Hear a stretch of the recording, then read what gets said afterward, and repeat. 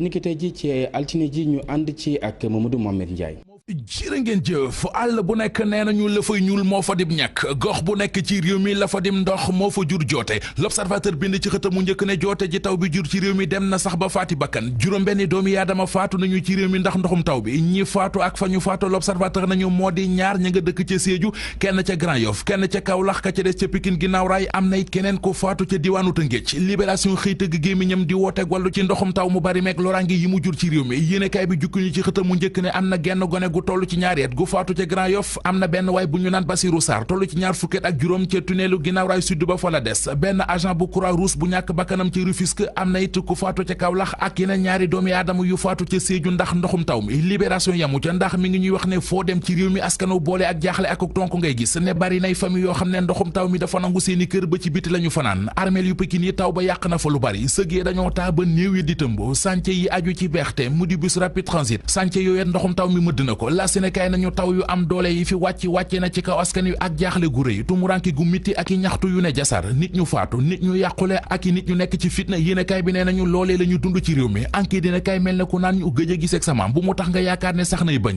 inondation yi ci Sénégal wopp la judul wér mukko góomub deewaale la journal lañ fa nañu assainissement bu bon bi am ci réew mi moom la taw yi feeñal ba ñu ne fàng ni góomub ja Abdoul Mbaye ne woon fii jamono premier ministre bu Sénégal ni ñu ci biir yéenekaay bi mu jugee ci gouvernement bi ci la saafara inondation yi noppee doon farata ci réew mi ci enquête dina kay mi nañu fa 2012 bi nguuru Macky Sall di teru dañoo andi woon li ñu naan plan de lutte contre les inondations waaye daanaka fa ñu ko waxe woon fa la yam 750 milliards yi ñu ci waroon a dugal ba léegi kenn xamul fan la dugg laata bi nañu jot na nag ñu lijjanti 750 milliards yooyu ñu doon wax naan dañu koy dugal ci plan de lutte contre les inondations journal bi bind ne rapport bi war a am ci koppar yooyee asamaan si anticipé na ko Le Quotidien nañu yàlla ay ci póotum buur day fóot weer ba mu wow mu taw ci kawam buur waaye di weere waaru weeri weñaat taw yu bari te am doole yi wàcc ci réew mi fan yu génn tax na état baa ngi xuus plan bi ñu tegoon ngir xeexe ko mbënd mi wane na ne mënut a saafara lu bari Sud Quotidien ak Vox Populi ñoom amee beneen gis-gis ci mbir mi mu di ci jamono ji réew mi di tëmbe ak a buuj ak a ball nit ñi di xuus ak a ngacc am ñu ciy faatu am ñu faatu woon ba ñu suul leen di sulleeku ci armée di ndax ndoxum taw mi ki ñu ci yaakaar ngir mu saafara ko di président Macky Sall fi la ne ñukku réew mi ne yàkk bu naqari jël avion am dem Niger ne dafay some ji Sud Quotidien nañu réew maa ngi tëmb njiitu réew mi bàyyi ko fi dem yoonam source waa ne ko ñaaw na ci xare bi capitaine réew mi daw na dawin wu ñaaw yéenekaay bi di laaj Macky Sall lan lay wuti ci réewum Niger lu ëpp solo toog fii ci réew mi lijjanti jafe-jafe yi nga xam ne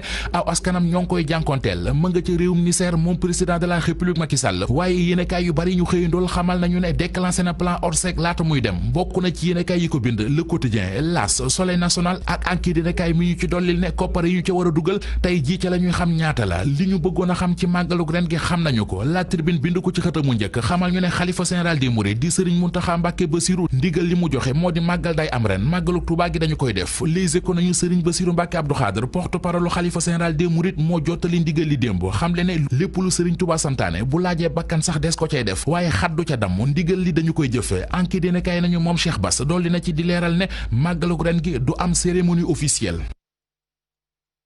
Mohamed Ndiaye cant ak ngërëm ñela la mbokk yi egsi nañ ci li nga xam ne